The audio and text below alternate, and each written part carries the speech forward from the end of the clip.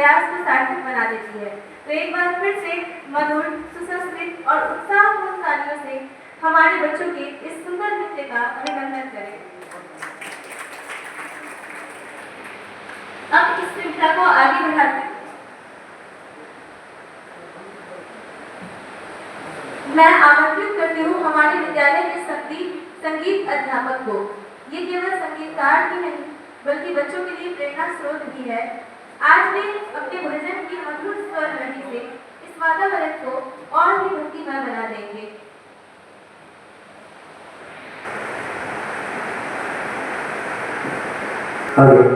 Hello इसको मैं प्रशांत कुमार आज आप लोगों के समक्ष तुलसीदास जी का रचा हुआ एक प्रश्न लगा हुआ जो हमारे गुरु जी की रचना है।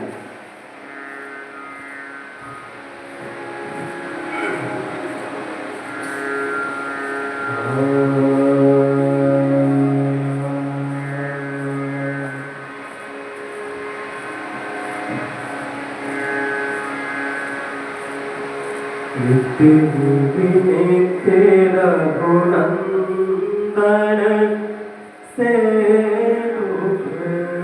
तेरा गुणंदन से द्वंद हमार मीठा हो जी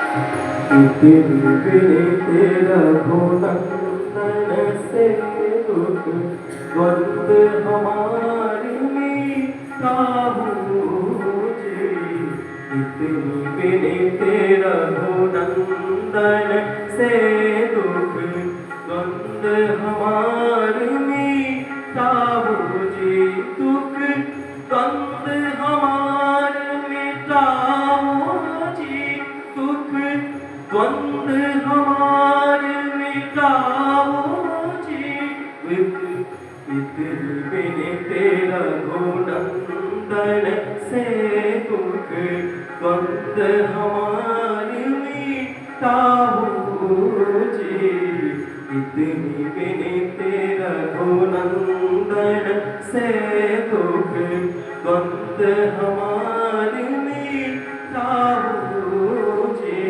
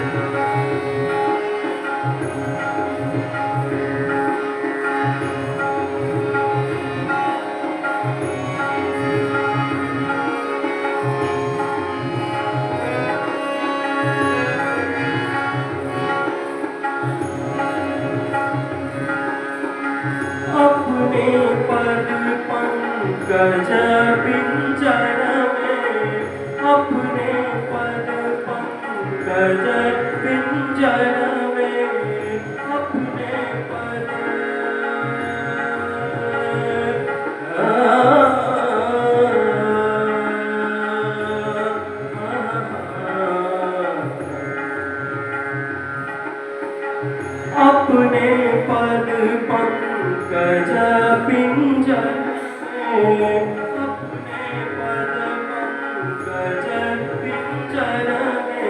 हंस हमार दिखाओ जी, इतनी विनती रघुनंदन से दुख बंद हमार दिखाओ जी, इतनी विनती रघुनंदन से दुख बंद हमार दिखाओ जी, दुख बंद हमार मिटाओ जी, दुख बंद हमार मिटाओ जी, इतनी विनती रघुनंदन से दुख बंद हमार मिटाओ जी, इतनी विनती रघुनंदन से दुख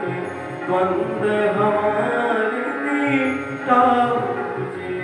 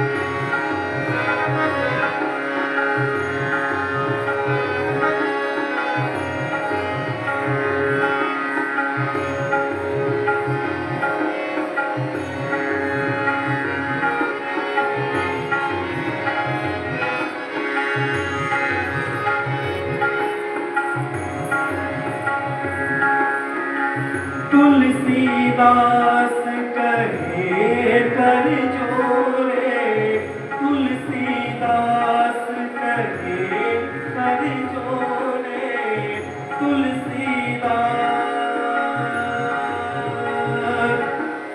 तुलसीदास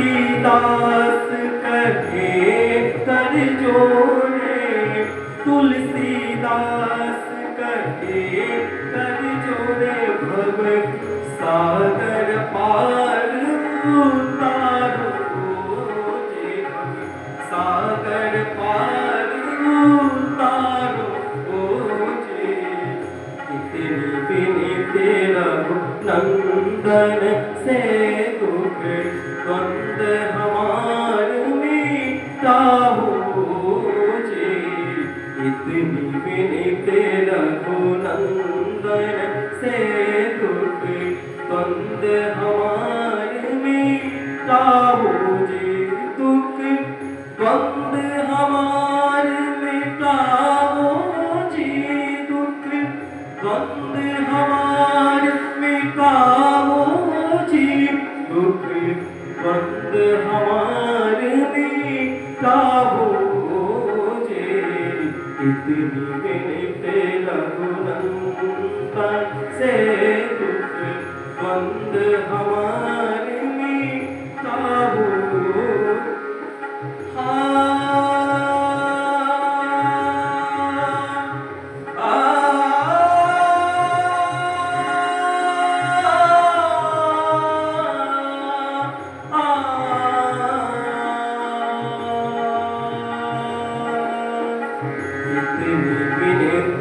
रघुनंदन से दुख बंद हमार मिटाओ जी, दुख बंद हमार मिटाओ जी, बंद हमार मिटाओ जी, बंद हमार मिटाओ।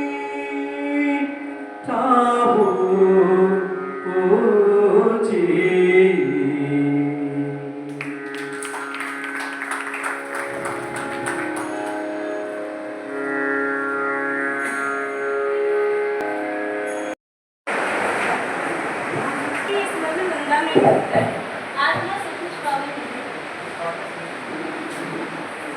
इस मधुर गंगा में डूबकर आत्मा सचमुच पावन हो गई। गायन में शक्ति है और संगीत में भक्ति। और आज इस वचन को ने सबको जोड़ने वाली एकता की यूनिटी बना दी है। तो आइए एक बार फिर से तालियों की गूंज से इस भजन को समर्पित करें और पूरे मन से भगवान को स्मरण करें कि इस मंच की गरिमा को और ऊंचाइयों तक ले जाए। इस पावन अवसर पर हमारे बीच उपस्थित है हम सभी के आदरणीय विकास भारती के संयोजक, सेंट्रल बैंक इंडिया के अवकाश प्राप्त राजभाषा अधिकारी और मानस में चरित्र और चेतना के संपादक माननीय डॉक्टर विपुल कुमार पटना सर, जिनका व्यक्तित्व और मार्गदर्शन हम सबके लिए दीप स्तंभ के समान है। अब मैं विनम्रतापूर्वक सर से आग्रह करती हूँ कि वे मंच पर पधारें और अपने आशीर् वचनों एवं विचारों से हम सबको आलोकित करें।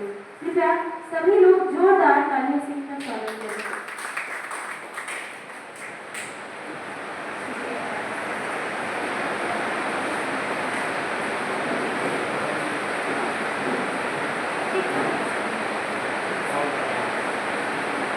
आरोहता तत्वनिष्ठता आदरणीय आगंतुकों, विकास भारती यूनिसेफ की ओर से ज्ञान भारती पब्लिक स्कूल के स्पीकर सदन में आपका बार बार स्वागत है। अभी तुलसी स्मृति समारोह का प्रथम सत्र जो संगीत से संबंधित था समाप्त हुआ। अब विचार गोष्ठी की ओर हम लोग बढ़ रहे हैं। इससे पहले कि मैं अपने अतिथियों को मंच पर लाऊं, एक छोटी सी कहानी आपके साथ साझा करना चाहता हूँ। जो हमारे सामने जो उपस्थिति कम है उसको केंद्र में रखता है। एक बार अमेरिका में मार्क ट्वेन की एक गोष्ठी होगी थी। जिस दिन गोष्ठी होनी थी और जिस स्थान पर गोष्ठी होनी थी, मार्क ट्वेन के नाम पर लाख की भीड़। जिस समय उनका आना था उस समय अचानक घोषणा हुई कि आज मार्क ट्वेन नहीं आ पाए, गोष्ठी को रद्द की जाए।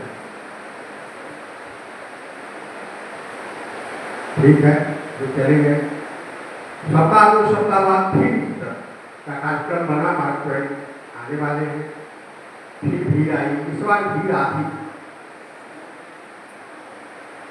और गोष्ठी फिर रद्द हो, वह सभा नहीं हुई।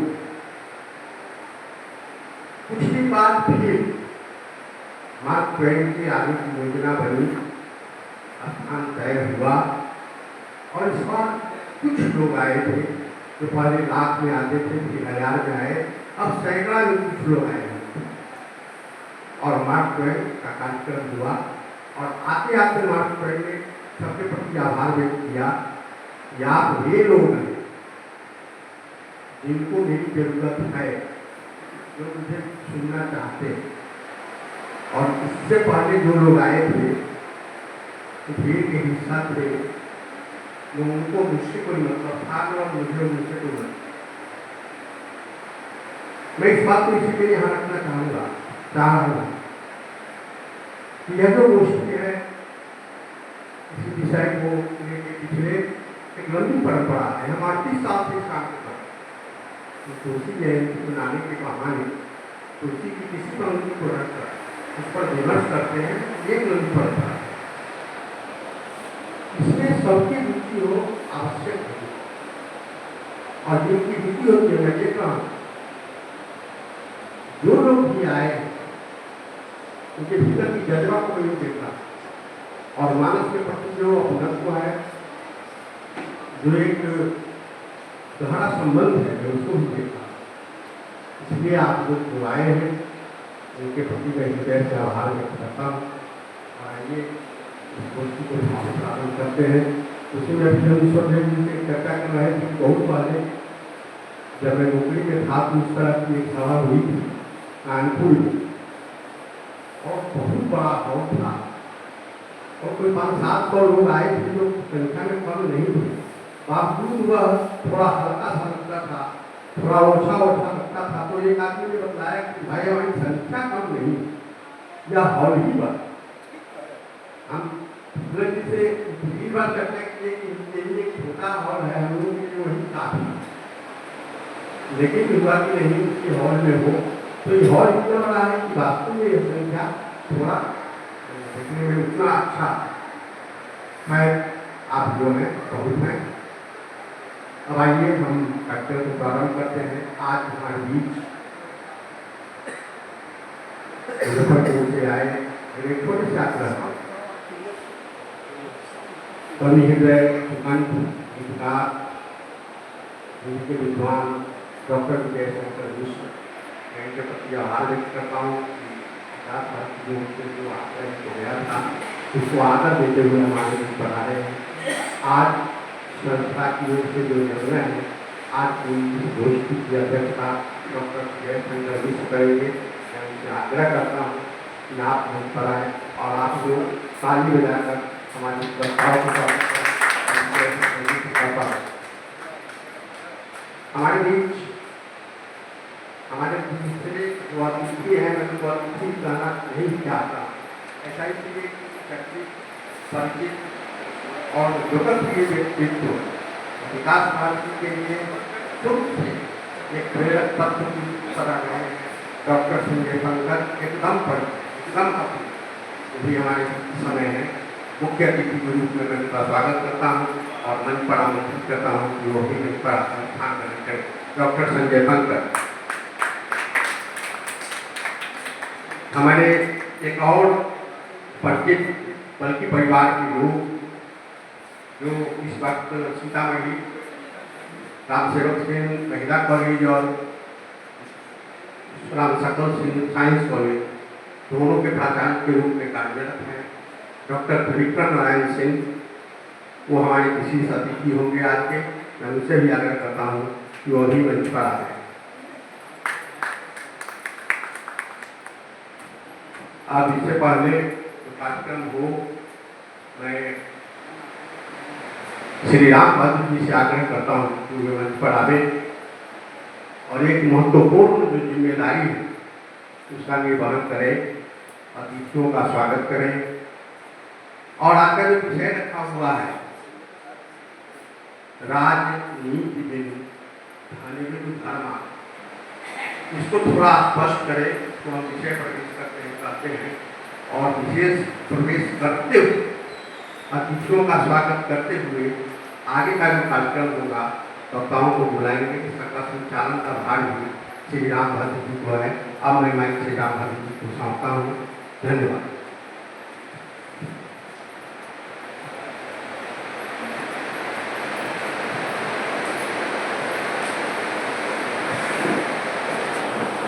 ज्ञान भारती विद्यालय के इस क्लिनिकल सभागार में विकास भारती 1938 के संयोजकत्व में आयोजित इस दूसरी स्मृति समारोह में मैं आप सभी आगत विद्वानों का स्वागत करता हूँ, अभिनंदन करता हूँ। आज के हमारे जो मंच हमारे अध्यक्ष मुख्य अतिथि और विशिष्ट अतिथि हैं, उनसे परिचित हैं आप और उनका परिचय अभी दिया भी गया हमारे संयोजक के द्वारा। मैं चाहूँगा कि हमारे अभिभावक श्री राजेंद्र सिन्हा जी मंच पर आए और हमारे अतिथियों को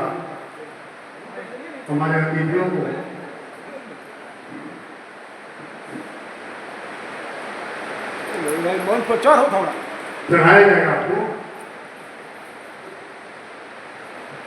जब तक हम लोग हैं तब तक कहीं भी चढ़ाएंगे आप इसके लिए निश्चित रहिए।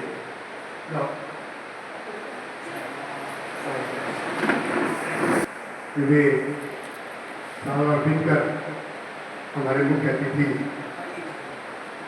श्री डॉक्टर संजय पंकज का सर्वप्रथम स्वागत करें।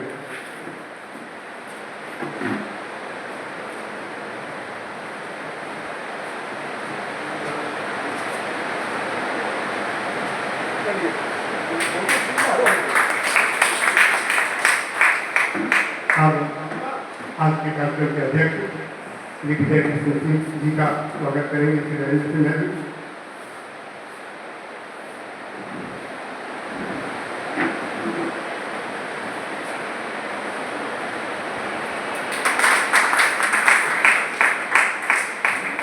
अब आज के कार्यक्रम के विशेष अतिथि डॉक्टर श्री विक्रम नारायण सिंह का स्वागत करेंगे, नरेंद्र सिन्हा जी।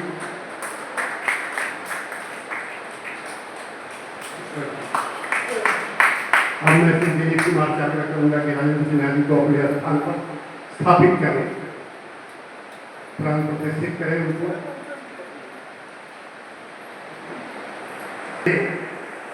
विषय स्पष्ट करने की जिम्मेदारी मुझे दी गई है। विकास भारती के इससे पहले के कार्यक्रम में संस्था आपको लेकर गई थी सिद्धाश्रम में, और सिद्धाश्रम से सीधा हम प्रवेश कर रहे हैं आज दंडकारण्य में। और दंडकारण्य में यूं ही नहीं प्रवेश कर रहे हैं, वहां राम, सीता और लक्ष्मण पहुंच चुके हैं। वहां का गोदावरी के तट पर पंचवटी के आश्रम में राम और सीता विराज रहे हैं, लक्ष्मण से संरक्षित। दंडकारण्य में शांति है, सद्भाव है। वहां के ऋषि मुनि सभी अपने कार्य में यज्ञ में लगे हैं, कहीं कोई बाधा नहीं है। बड़ा सुलभ है वहां का वातावरण, वहां का परिवेश और वहां की परिस्थितियां, सब कुछ अनुकूल है।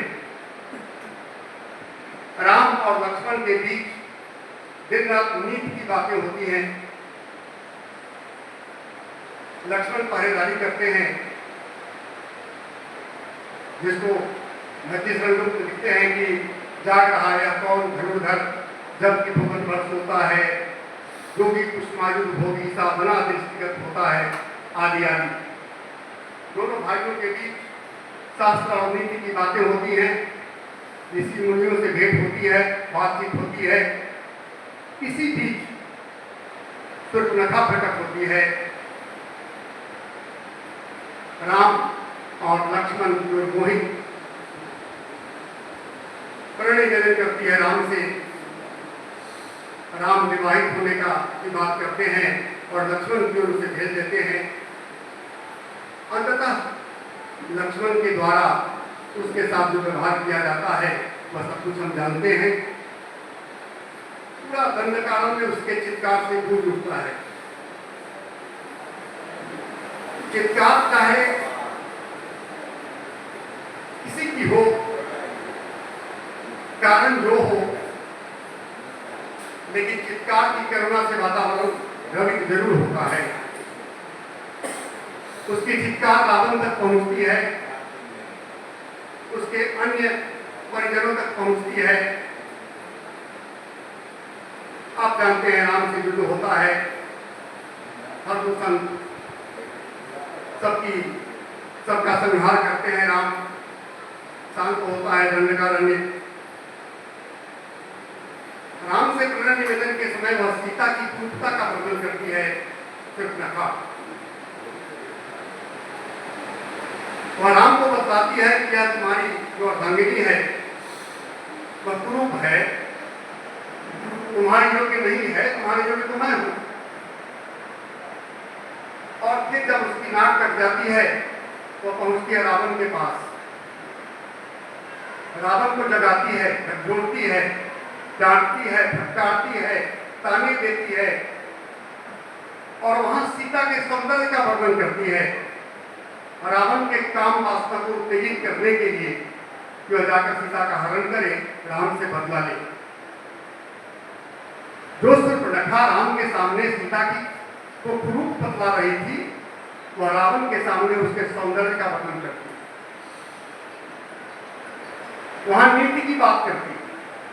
आज का जो विषय है राज नीति बिनु धन बिनु धर्मा, वहां नीति की बात करती है। वह आज विचार करता है हमें कि नीति है क्या। सूर्पनखा जो एक तरफ सीता की शिकायत करती है, सीता के रूप की एक जगह वही दूसरी जगह प्रशंसा करते हैं। क्या यही नीति है? यहाँ राजनीति में कहा गया है, तो राज्य का तो बड़ा विशिष्ट अर्थ होता है, बड़ा सूक्ष्म, बड़ा विशाल। हमारा शरीर भी एक साम्राज्य है, हमारा परिवार भी एक साम्राज्य है, हम जिस समाज में रहते हैं, हमारा जो आभा मंडल है वह भी एक साम्राज्य है। हम जिस देश में रहते हैं, जिस संविधान का पालन करते हैं, वह भी एक साम्राज्य है। और इन सभी साम्राज्यों का संचालन नीति के द्वारा अगर होता है तो विकास। तो नीति कैसी होनी चाहिए? नीति के नियामक तत्व कौन कौन हैं? किन तत्वों की भूमिका है उसमें? परिस्थितियों की भूमिका है या कुछ खास तत्व हैं, जैसे जीव, अजीव, बंध, मोक्ष और धर्म, काम, ये सारे तत्व हमारी नीति निर्धारित करते हैं या तात्कालिक परिस्थितियां से नीति निर्धारित करती हैं। जितने साम्राज्य की मैंने चर्चा की उसका संचालन नीति से होता है। यह नीति कौन सी है, साम्राज्य कैसा है और धर्म क्या है? जैन दर्शन कहता है कि जहां गति है वहां धर्म है। कहते हैं कि वस्तु स्वभाव धर्म, वस्तु का जो स्वभाव है वास्तविक वही धर्म है, और धर्म के बिना धन की प्राप्ति नहीं होती। यहां जब विशद विश्लेषण हम करते हैं इसका, तो गीता की पंक्तियों में और रामचरितमानस के की इन पंक्तियों में बड़ा साम्य दिखता है। यूं ही जब रामचरितमानस की चर्चा होती है तो एक अर्धाली में तुलसीदास जी घटना का वर्णन करते हैं, दूसरी अर्धाली में नीति की बात करते हैं। हर जगह ऐसा हम देखते हैं। तो विचार हमें इस पर करना है कि राज क्या है, नीति का निर्धारण कैसे हो, नीति कहते किसको है, धन वास्तविक है क्या, अर्थ ही धन है क्या, मुद्रा ही धन है क्या? अगर मुद्रा ही धन है तो कौन सी मुद्रा? जो हमने शेयर में लगा रखा है, जो म्यूचुअल फंड में लगा रखा है, या जो हम खर्च करते हैं, या जो हमारे जीवन यापन में हमारी सहायता करता है, जो हमारी नीति के निर्धारण में हमारी सहायता करता है, जो धन, वह धन धन है। हमारे धर्म को जो दिशा देता है धन, वह धन वह धन धन है। तो इन सभी बिंदुओं पर हम चर्चा करेंगे। आज के इस कार्यक्रम में विद्वान वक्ता अपने विचार रखेंगे और हम जानने का प्रयास करेंगे कि राज है क्या, नीति है क्या, धन किसे कहते हैं और धर्म क्या, और इस सब के बीच जो करता है उसकी क्या भूमिका होती है, जीव की क्या भूमिका होती है। जीव उपयोगमय होता है। यह उपयोगिता कहाँ है?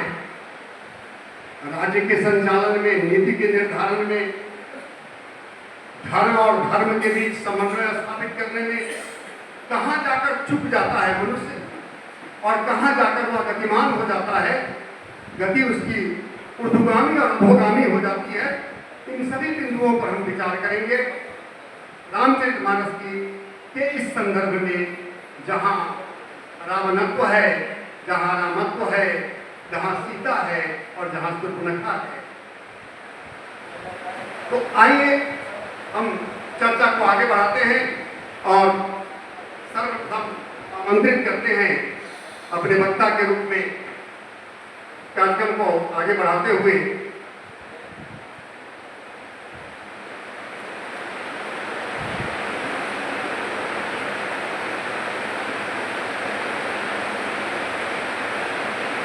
श्री उमाशंकर सिंह व्यास जी को मंच पर आए और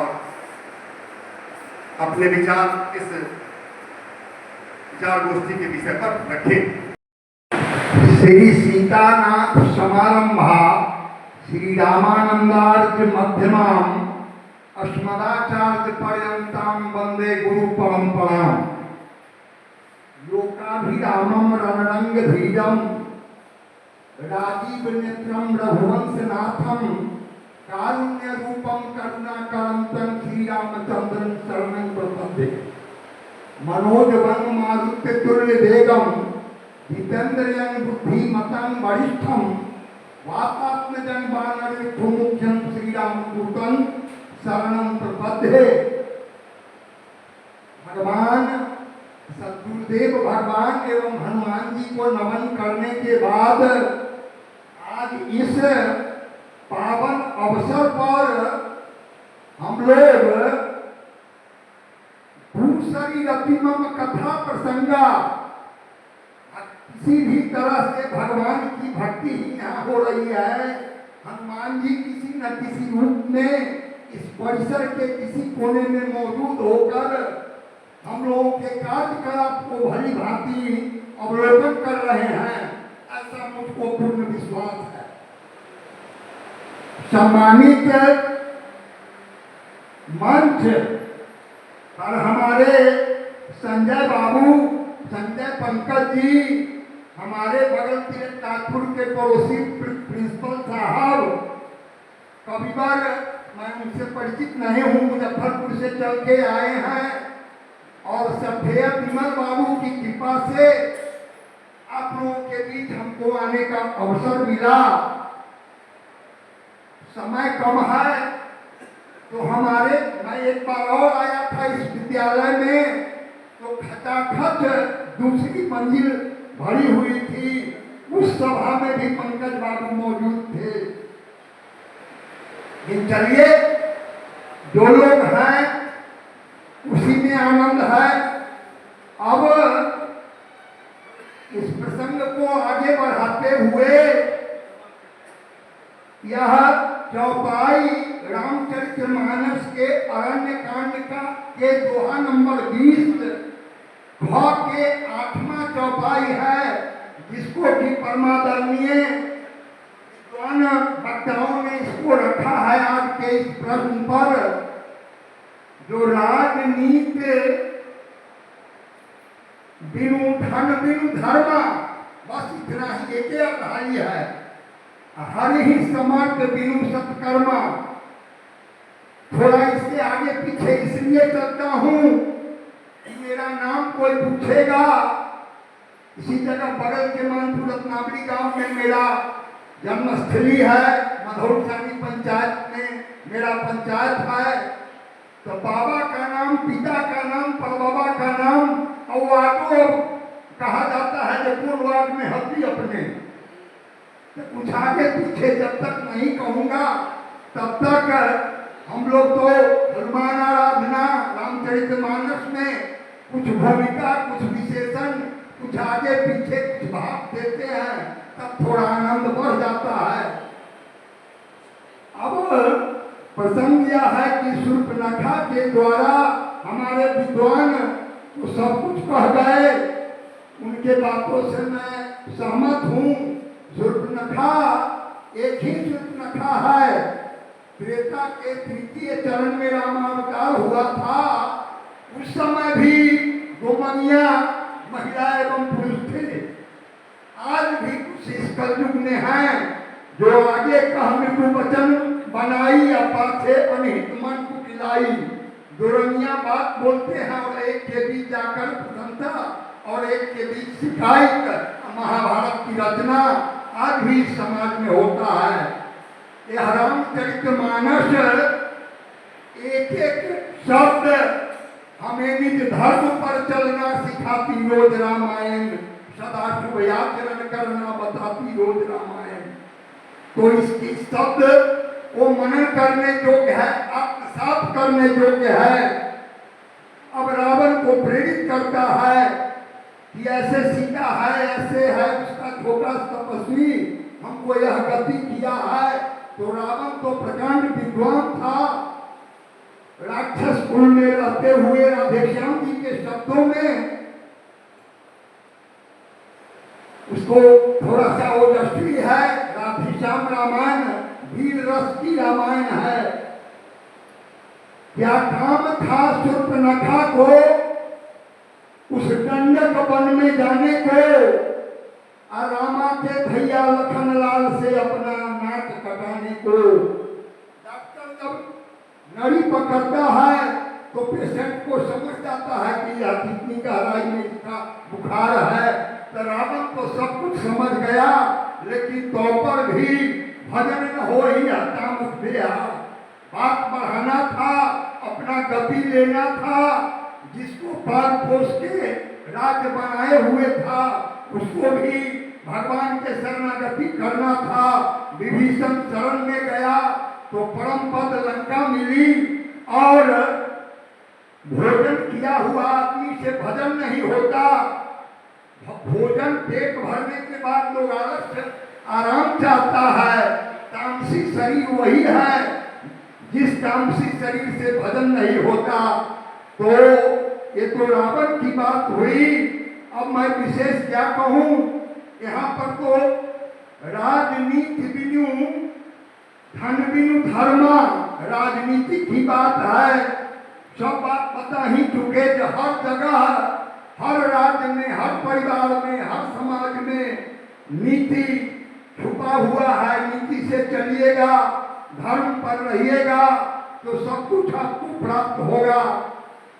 थोड़ा सा इधर उधर होइएगा तो रावण वाली हाल हो जाएगी। किसी कवि ने ठीक ही कहा कि प्रथम कांड है बाल रसीला, जन्म विवाह राम जी की लीला। दूसरे तो अयोध्या कांड प्रकाशा, पितु आज्ञा रघुवर वनवासा। जहाँ की चौपाई आज हम लोग इससे विचार विमर्श पर आए हैं। पितु आज्ञा रघुवर वनवासा, पुनि आरण्य किष्किंधा भाट हो। आरण्य और किष्किंधा को हमारे कवि एक ही लाइन में समेट लिए। पुनि आरण्य किष्किंधा भाट हो, जहाँ सुग्रीव शरण महाराज हो। सुंदर सुंदर कांड सुहावन, युद्ध कांड महामारे रावण। सप्तम उत्तम परम अनुपा, उत्सव प्रभु को भूपा। एक अलग अलग कवि की रचना है। अपनी अपनी वक्तव्य, अपनी अपनी व्याख्या, अपना अपना उद्गार को संबोधन करते हैं। अब विशेष क्या कहूँ, अन्य बड़े बड़े विद्वान भी यहाँ उपस्थित हैं। कम लोग तो हैं, लेकिन हम लोग उनके नजदीक में कुछ भी नहीं है। उन लोगों से भी अपनी महत्वाकांक्षा उनकी सुनिए। अंत में हरि अनंत, हरि कथा अनंता।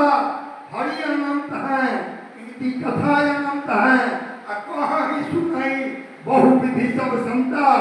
इसी मानस की अमृतमयी चौपाई को विराम देते हुए एक छोटा सा भक्त अपनी वाणी को विराम देता हूँ। जय जय सीताराम, जय हनुमान जी। धन सब आपस में जुड़ा हुआ है या अलग अलग है, कैसे इसका हम निर्धारण करें, हमारा दायित्व क्या होना चाहिए, इस दिशा में आगे बढ़ते हुए मैं आमंत्रित करता हूँ सीतामढ़ी के से आए विद्वान श्री राम बाबू सिंह जी को, ये अपने विचार के साथ मंच पर आए। श्री राम बाबू सिंह मंच पर विराजमान सभी विद्वजनों एवं सभागार में उपस्थित सभी साहित्य रामायण के लोगों को मैं हृदय से नमन करता हूँ। तुलसीदास जी ऐसे कवि हैं जो घर घर में पूजे जाते हैं। आप उन जो शब्द लिखती है, जैसे यहाँ है 4 शब्द। पहला है राज क्या है, उसके बाद है नीति, नीति क्या है, उसके बाद है धन और धन। इस चारों को हम इस विद्वानों से सुने आए हैं कि चारों है क्या। हम इसमें थोड़ा अक्षम है बोलने में कि हम नहीं इस पर प्रश्न इसका भी व्याख्या कर सकते हैं। इन्हीं शब्दों के साथ मैं आप लोगों को कंगन वंदन करते हुए अपनी वाणी को विराम देता हूँ। एक ऐसे कवि को बुलाना चाहता हूँ मंच पर जो आज भाषा में, जीवन में या जितने तरह के भाव हैं उन सभी भावों को अपनी कविताओं में पिरोते रहते हैं, हिंदी में भी और बज्जिका में भी। मैं आमंत्रित करता हूँ श्री सुरेश वर्मा जी को, कवि हृदय श्री सुरेश वर्मा जी मंच पर आए और इस मुद्दे पर अपने विचार रखें। सर जी, रामभद्र सर जी, श्री विक्रम सर जी और जिनके सौजन्य से मैं यहाँ आया हूँ श्री बिंदु सर जी, और साथ ही इस सभागार में बैठे हुए जितने लोग हैं जिनका नाम मैं नहीं जानता हूँ, मैं सादर नमन करता हूँ। मैं नमन करता हूँ इस संस्था को, साथ ही श्री राम भद्र बाबू का, कि इस त्रासद दौर में जो हमारी संस्कृति पर, हमारे धर्म पर निरंतर प्रहार हो रहा है, उन्होंने ऐसे ऐसे विषय देकर हमारी संस्कृति को बचाकर रखने के लिए अपना बहुमूल्य योगदान समय समय पर करते रहे हैं। इनके लिए वसीम बरेलवी की एक पंक्ति मुझे याद आती है कि जरा सा कतरा कहीं आज अगर उभरता है तो समंदर के ही लहजे में बात करता है, कि समंदर के ही लहजे में बात करता है। खुली छत के दिए कब के बुझ गए होते, कि खुली छत के दिए कब के बुझ गए होते, कोई तो है जो हवाओं के पर करता है। तो सबसे पहले शेक्सपियर की पंक्ति में कहूँगा कि जितना आप जानते हैं उससे बहुत कम होना चाहिए। तो मैं पूरी ईमानदारी से कहना चाहूँगा कि मैं कम से कम इस विषय पर ज़्यादा नहीं जानता हूँ, और जो इसका सामान्य अर्थ है जो कि रामायण समय में किया, ये प्रसंग है, कोई भी चीज सायास या इत्तेफाक नहीं है, सबकी पटकथा पहले लिखी जाती है, बाद में वह जो है तो दृश्य हमारे सामने आता है। तो इसका प्रसंग बहुत पहले शुरू हो गया, जब सूर्पनखा वही पंचवटी में जाती है और इतना कामातुर हो जाती है कि राम लक्ष्मण को किसी तरह हासिल करना चाहती है। और में जैसे कि नमन बाबू ने बताया कि अपना उसका नाक काटना पड़ता है, नाक कट जाने के कारण वह हताश हो जाती है। और जो साधारण अर्थ है इसका दिया गया रामायण में कि रावण के पास जाती है और कहती है कि शराब पी लेता और दिन रात बड़ा सोता रहता है, मुझे खबर नहीं है कि शत्रु तेरे सिर पर आ गया। नीति के बिना राज और धर्म के बिना धर्म प्राप्त करने से, भगवान को समर्पण किए बिना उत्तम कार्य करने से कुछ नहीं होता। लेकिन मेरा अपना मानना है कि ऐसा साधारण अर्थ कदापि नहीं होगा, इसमें कुछ निश्चित रूप से कुछ गूढ़ अर्थ होगा जो सबके पहले से बाहर की चीजें कम से कम मेरे समझ में तो नहीं आती है कि इतना साधारण अर्थ दिए हुए।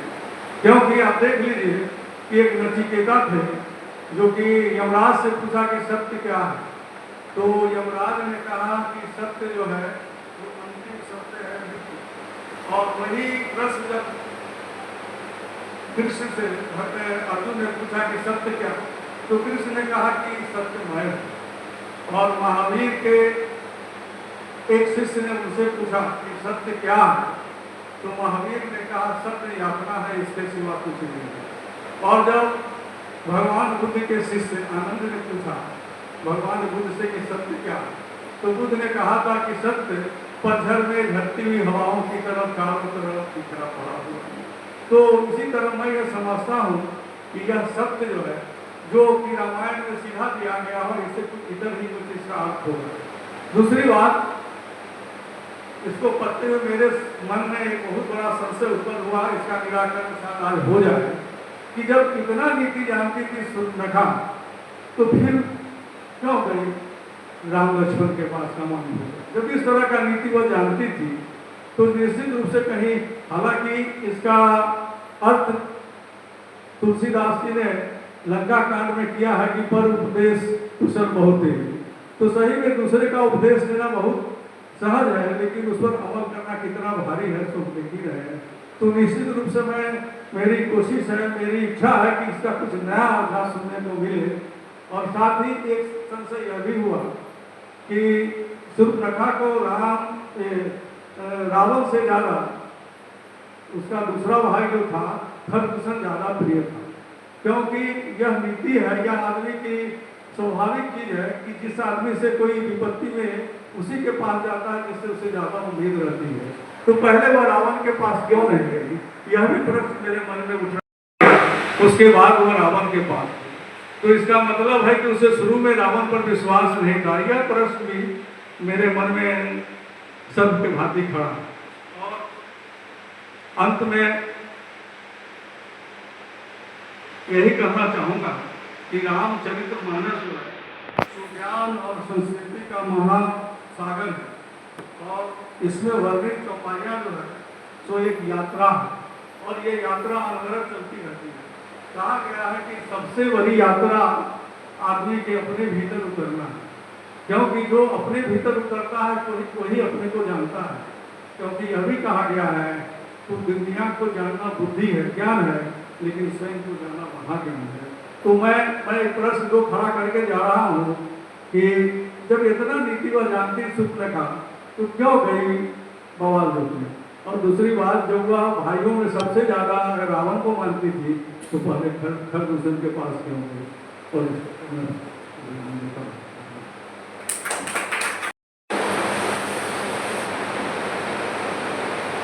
शूर्पणखा राम के पास क्यों गई? पहला प्रश्न तो यह है कि वह राम के पास गई क्यों? वासना के वशीभूत होकर या प्रेम के वशीभूत? वासना युक्त प्रेम या प्रेम युक्त वासना?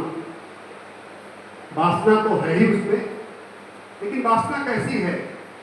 प्रेम युक्त वासना है या वासना युक्त प्रेम है उसका राम से? वह राम के पास जाती क्यों है? और नीति की बात आगे वर्मा जी ने जो प्रश्न उठाया चर्चा करेंगे, हमारे आने वाले विद्वान उस पर विचार करेंगे। लेकिन जहां तक नीति की बात है, हर कोई नीति के होता है। एक अपर आदमी भी राजनीति की बड़ी बड़ी बातें करता है, वह भी अपनी नीति बढ़ाता है। और अगर सिर्फ नीति की बात पढ़ने लिखने से होती, समझदारी से होती, तो कबीर की नीति नहीं होती, सूर्य की नीति नहीं होती। वे कभी कभी किसी विद्यालय में किसी बात में नहीं थे। तो शूर्पणखा ने नीति की बात की। नीति है क्या? हम नीति का निर्धारण खुद समय और परिस्थिति के अनुसार करते हैं क्या? हमारी नीति हर क्षण बदलती रहती है क्या? या वे कौन से तत्व हैं जो हमारी नीति का निर्धारण करते हैं? हमारी कौन सी प्रवृत्तियां हैं जो हमारी नीति को संचालित करती हैं? समय और परिस्थिति के अनुसार कैसे हम संचालित होते हैं? अपनी सोच से, अपने विचार से, अपनी आदत से और अपने कृत्य से। जो हम बार बार सोचते हैं वैसा ही हम करते हैं, और जैसा हम करते हैं वही हमारी आदत बन जाती है, भले ही हम नीति में किसी तरह की बातें करें। बिना समय गंवाए मैं आगे आमंत्रित करता हूँ अंग्रेजी के शिक्षक और विभिन्न विषयों पर अपने उत्तम विचार रखने वाले, सुलझे हुए विचार वाले श्री दिपेंद्र कुमार जी को कि वे अपने विचार के साथ आए और राजनीति, राज, धर्म पर अपने विचार प्रस्तुत करें। श्री वो प्रेम है या वासना है, और वो वहाँ अपना स्वाभाविक रूप में भी नहीं गई और जाकर के बोलती है राम से। एक तो अपना वो रूप बदलती है और राम से जाकर कहती है कि तुम सम पुरुष न मौसम नारी, यह संजोग मेरी रचा विचारी। अब ये राजेश्वरानंद जी का मैंने एक बार सुना, वो इस चौपाई का अर्थ बता रहे थे, कुछ विशेष अर्थ बता रहे थे सामान्य से हटके, कि तुम सम पुरुष न मौसम नारी, यानी कि आपके समान कोई पुरुष नहीं और मेरे समान कोई नारी नहीं। किस कार्य के लिए? तो रावण का अंत करने के लिए। मैं भी चाहती हूँ कि रावण का अंत हो, क्योंकि उसने हमारे पति की हत्या की। और आप भी उसी के लिए लाए हैं। और अगला है कि यह संयोग विधि रचा विचारी, ब्रह्मा ने आपको और मुझे इसीलिए बनाया है कि हम दोनों मिलकर रावण का अंत करें। अब हमें ये बहुत दूर तक सोचना है कि वो क्यों गए हैं राम के पास। सभी अपनी अपनी दृष्टि से करते हैं। और शूर्पणखा का चरित्र देखिए तो मात्रा की दृष्टि से देखिए तो पूरे रामचरितमानस में अत्यंत संक्षिप्त उसकी भूमिका है। और वैचारिक दृष्टि से देखें तो बहुत ही अत्यंत महत्वपूर्ण भूमिका है। लंका के जो भोगवादी दर्शन है उसका सच्चा प्रतिनिधित्व वो करती है। वो शूर्पणखा विश्रवा मुनि की पुत्री है, सही परिचय वही होना चाहिए था, लेकिन रावण की बहन है, इसका मतलब उसकी समानता वहां से है। और उसके पति का नाम विद्युत जीव था, जो रावण के द्वारा मारा गया। और क्यों मारा गया? क्योंकि रावण विश्व विजय पे निकला था। कि विश्व विजय मतलब त्रैलोक्य की विजय, और रावण के अहंकार और महत्वाकांक्षा की वेदी पर वो भी चढ़ जाता है। और अब शूर्पणखा के सामने क्या विकल्प है? उसके पति की हत्या हो जाती है तो उसके सामने दो विकल्प है, ये वो दूसरी शादी करके जीवन बसाए या फिर विधवा का जीवन, उन्मुक्त जीवन। रावण ने भी उसे स्वतंत्रता दे दी, लंका से बाहर जा सकते हो। और दंडकारण्य क्षेत्र जो है उसको मिला, क्यों आप जा सकते हैं। खरदूषण उसके जो है खरदूषण के एक चार में आप कह सकते हैं कि वो क्षेत्र दिया गया था थल और दूषण को। और शूर्पणखा भी उस क्षेत्र में भ्रमण करती थी। अब वहां श्री राम आ गए, दंडकारण्य की भूमि को राक्षसों से मुक्त करने के लिए आ गए। और शूर्पणखा जो है उसकी भूमिका बनी, माध्यम बनी। सारे शूर्पणखा जो है सारे निशाचर जाति विनाश का कारण बनती है। और जब वो प्रणय याचना करती है तो देखिए शूर्पणखा के चरित्र को कि जब राम कहते हैं कि मैं शादीशुदा हूँ, मेरी पत्नी साथ में है, लक्ष्मण के पास जाओ, तो लक्ष्मण के पास चली जाती है। लक्ष्मण कहते हैं मैं हमसे शादी करके क्या करूँ, मैं तो सेवक हूँ, तो वो फिर राम के पास जाती है और फिर राम लक्ष्मण के पास भेजते हैं। तो ये दो बार उधर जाना, दो बार इधर जाना, इससे साबित हो सकता है कि क्या वो प्रेम है या वासना है। और जब वह चाहती है कि सीता जी को खत्म कर दिया जाए, उसके बाद हमारा रास्ता साफ होगा, तब राम जी इशारा करते हैं और लक्ष्मण जी उसको नाकरण कर देते हैं। और तब वो अभी वर्मा जी ने एक सवाल उठाया कि वो क्यों गई खड़ के पास और दूषण के पास, क्यों नहीं रावण के पास गई?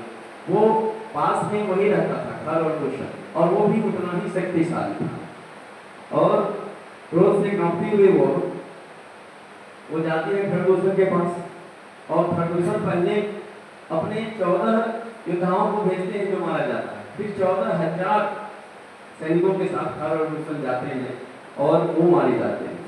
और इसके बाद जब खरदूषण मारा गया तब वो जाती है और रावण को डांटते हुए वो ये बात बोलती है कि देश कोष के सूरजशाली कृषि 500 वर्ष दिन राती, और वो प्रवचन दे रहे। इस बात पे भी गोस्वामी तुलसीदास की आलोचना होती है कि इतनी अच्छी अच्छी बातें शूर्पणखा के मुख से उन्होंने क्यों कर दी। तो ये सिचुएशन के हिसाब से देख लीजिए कि उसने कहा कि तुम जो है कौन सी बात को कह रही है, सुनती नहीं तो उसी पर रावण त्रैलोक्य विजय करके निश्चिंत होकर सो रहा था। और उसके लिए तब वो कहता है कि आपको पता नहीं है दुश्मन छत पे सवार हो चुका है और नीति के बिना राज्य आप कर रहे हैं, कोई नीति नहीं है। और बहुत सारी अच्छी अच्छी बातें, हरि समर्पित पुरुषत करना, विद्या बिनु विवेक उपजाए, श्रमफल किए पढ़िए और पाए। तो एक लंबा सा उपदेश शूर्पणखा के मुख से एक अच्छा सा ज्ञान हमें मिलता है। तो कई पाठक जो है इस प्रसंग में शूर्पणखा से निकली हुई बातों की आलोचना भी करते हैं।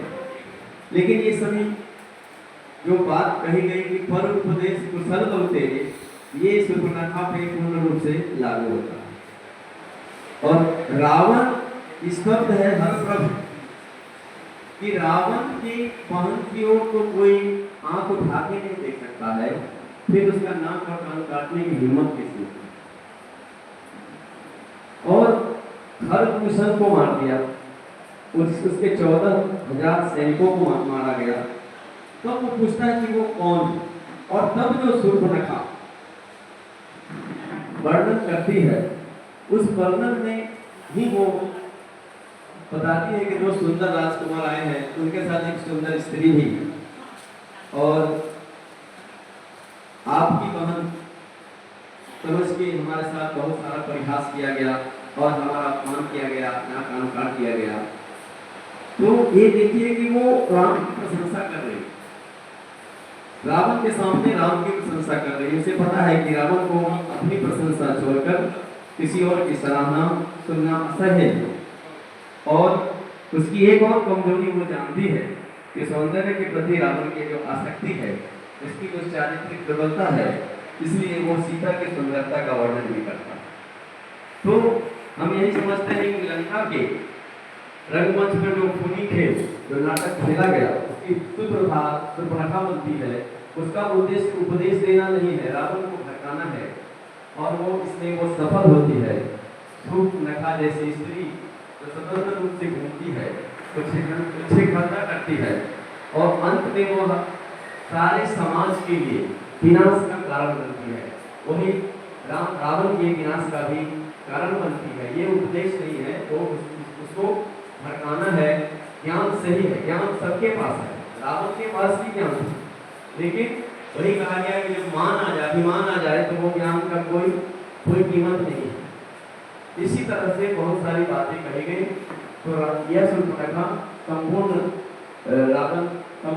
राक्षस समाज के अंत का कारण बनती है, और कारण यह है कि वह स्त्री उच्छृंखल थी और काम वासना में लिप्त थी, और रावण की भी जो दुर्बलताएं हैं उसका भी भरपूर समझ शूर्पणखा को है, और उसने इसका फायदा उठाया, और उसने अपने अपमान का बदला ले या अपने पति के अपमान का बदला ले।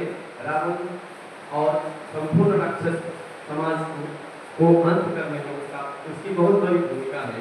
तो रामायण में बहुत छोटी भूमिका होने के बावजूद बहुत अहम भूमिका शूर्पणखा की और शूर्पणखा की इस संदेश की। धन्यवाद।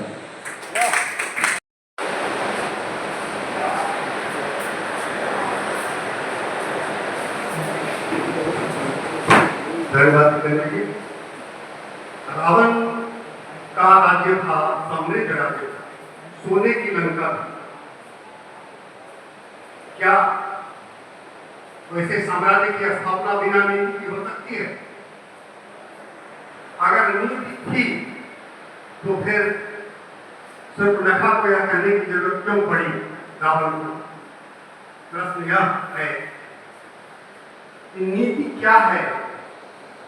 बस शूर्पणखा का एकमात्र उद्देश्य था रावण को राम के विरुद्ध उत्तेजित करना, उकसाना, सीता के प्रति उसका आकर्षण बढ़ाना, क्योंकि वह अपने काम में असफल हुई थी।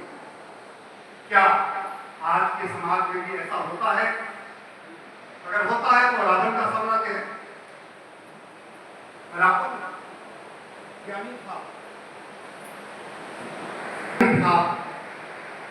एक समृद्ध राज्य था उसका, धन का अभाव नहीं था उसके पास, तो नीति नहीं थी उससे क्या? नीति थी।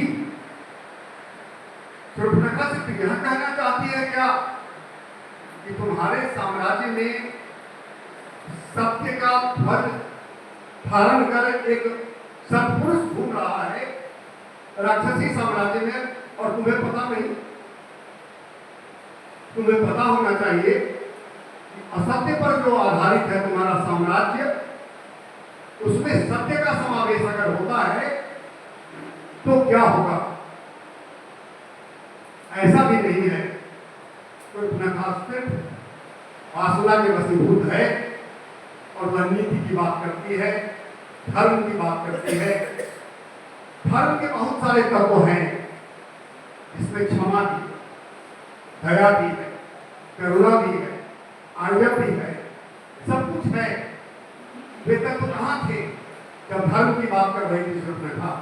आइए विचार को आगे बढ़ाते हुए मैं अगले वक्ता के रूप में आमंत्रित करता हूँ आदरणीय श्री ईश्वरदेव सिंह जी को अपने विचारों के साथ। श्री ईश्वरदेव जी, शांति ग्राम का अध्यक्ष महोदय, मसद चित्रजन एवं सचिव धर्मप्रेमी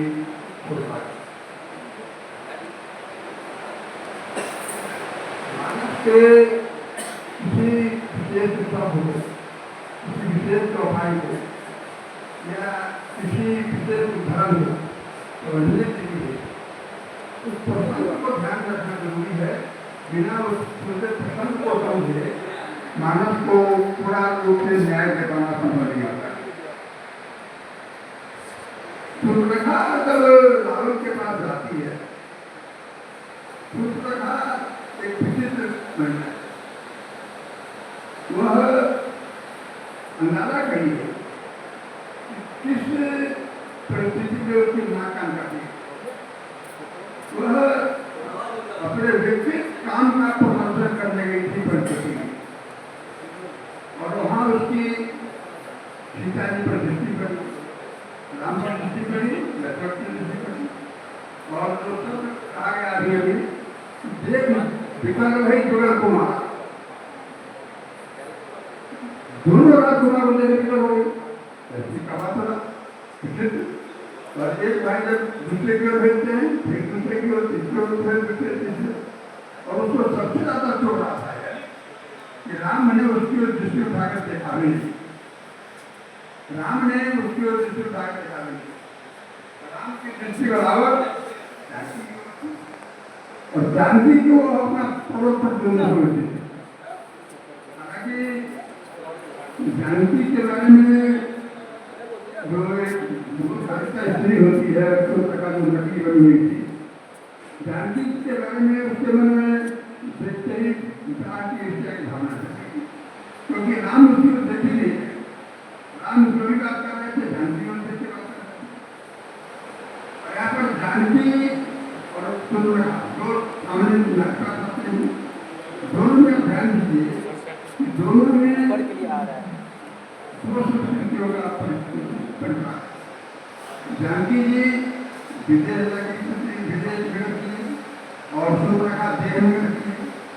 विदेश नगर में जब जानकी का नाम से सामना होता है, वहाँ भी प्रेम है, वहाँ भी प्रेम निवेदन है, वहाँ भी प्रेम आलाप है, लेकिन सब कुछ इतनी मर्यादा के भीतर है कि मैंने देख के मन खुश हो जाता है कि आखिर मिथिला की नारी अपने को सब कुछ सोचती है भगवान के बारे में, लेकिन अपने को पिता के बारे में जानती है कि जन्म जीवन सोचते होगा पिता क्या जो खड़े हुए। तो यहाँ जरूरी रावण के बारे में, सुर्पनखा के बारे में जैसा भी कहा गया, मेरे पूर्ववक्ता ने कहा कि रावण सुर्पनखा का परिचय न पिता के रूप में पिता के द्वारा दिया गया, न पति के द्वारा दिया गया। पति का परिचय जिस तरह देती है, सीता जैसे करती है बालकांड में, थोड़ा प्रसंग में, तो पार्वती का जब स्तुति गान करते हैं तो क्या करती है? प्रथम करती है जय जय गिरिराज, फिर कहती है जय महत्वपूर्ण से बोली, फिर कहती है जगत बंधु का पहले पिता के द्वारा परिचय, फिर पति के द्वारा परिचय, और सब पति पुत्र के द्वारा परिचय।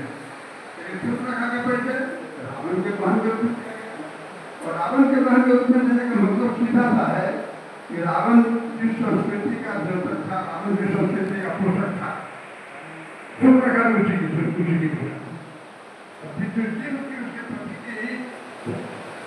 मृत्यु के बाद, पति की मृत्यु के बाद सुर्पनखा स्वतंत्र हो गई और दूसरा विवाह कर सकते थे, लेकिन दूसरे विवाह में उसका बंधन लगा, और दूसरे विवाह के बंधन के बाद वह बिना विवाह के रह सकती थी, पति की याद में रह सकती थी, वो भी उसको अच्छा लगा।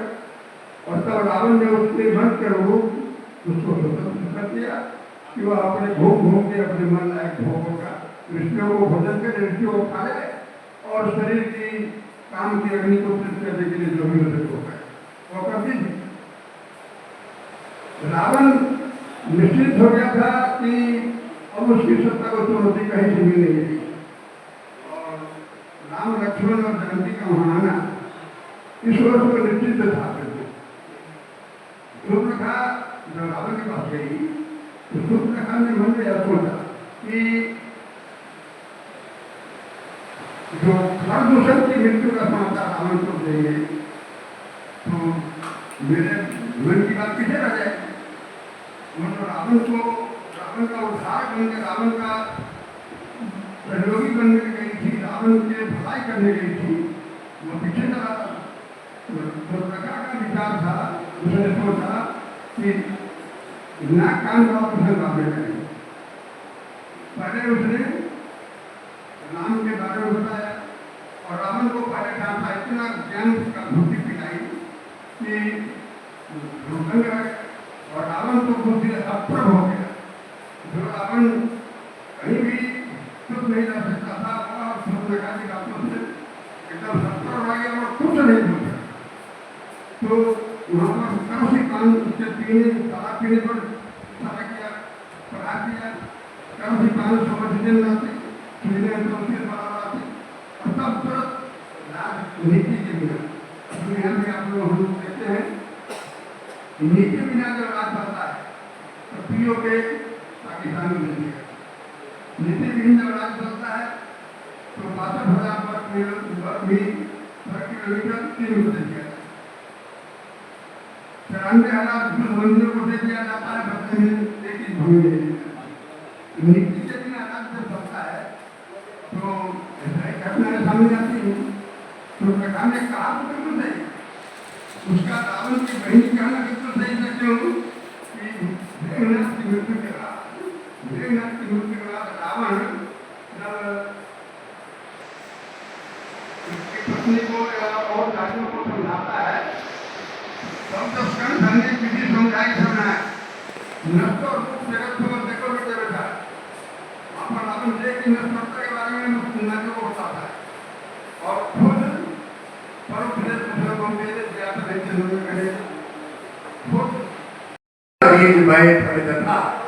और इतना कहने वाले को स्वामी तुलसीदास जी सूर्पनखा से कहवाते हैं कि राजनीति धर्मा तो अकारण नहीं होगा, उद्देश्य तो है ही, संदेश तो है ही, संदर्भों में हर संदर्भ से जोड़कर भी देखने की जरूरत है और अलग से भी विचार की जरूरत है, ऐसा मैं मानता हूँ।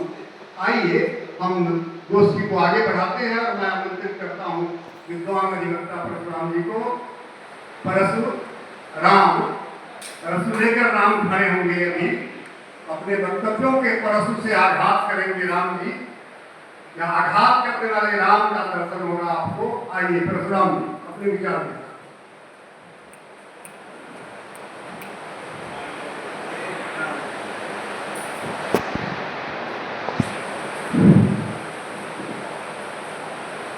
आदरणीय अध्यक्ष महोदय, विशिष्ट अतिथि,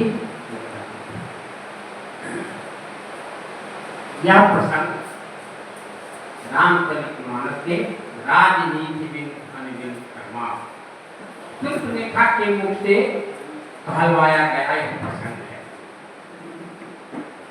सूर्पनखा रावण की बहिनी, दुष्ट हृदय दारुणजस अहिनी। वह सांप की तरह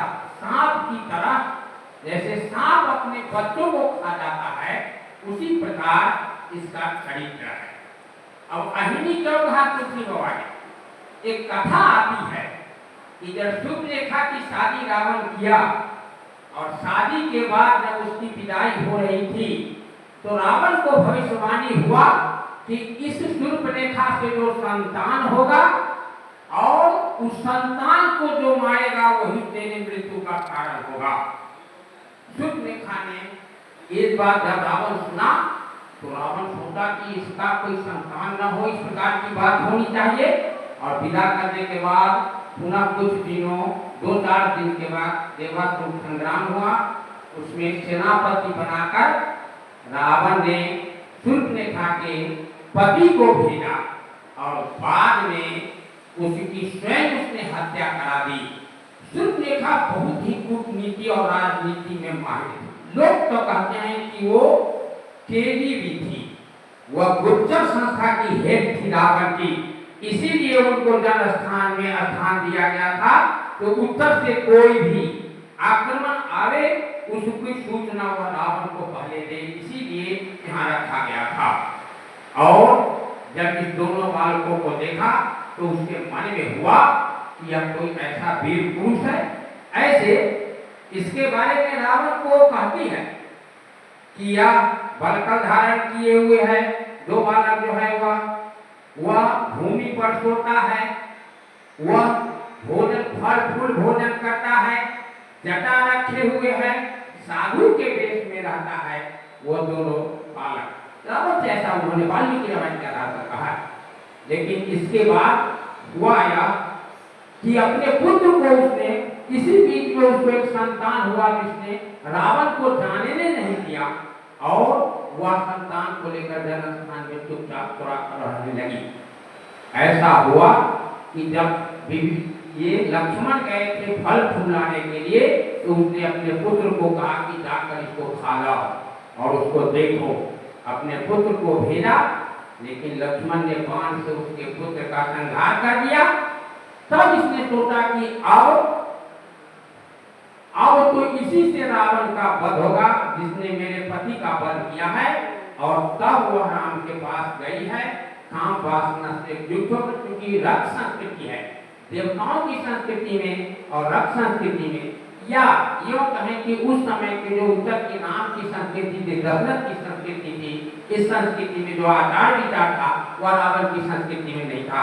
वहाँ एक दिन भी मेरी भोग करो और राज करो। इतनी सुंदर सुंदर दक्ष की जितनी भी सुंदर संसार में स्त्रियां थी उसको रावण अपने महल में रखा था।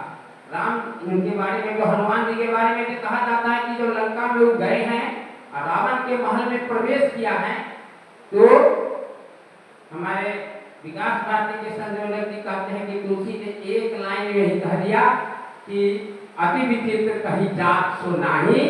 तुलसी बाबा ने एक लाइन में ही समेट दिया, लेकिन वाल्मीकि ने उसका पूरा वर्णन किया है कि किस प्रकार वो महिलाएं शराब पी करके और उन्मत्त भाव से रावण के महल में रहती थी, जिसको हनुमान जी ने देखा था।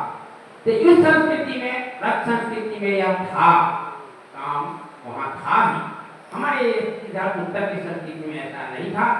इसलिए उसके बाद हुआ या कि रावण ने उसको, रावण को मरवाने के लिए उसके पुत्र को मार दिया था। रावण के मरवाने के लिए उसने इनके साथ ऐसा किया, शादी का प्रस्ताव रखा और फिर नाक काट लिया।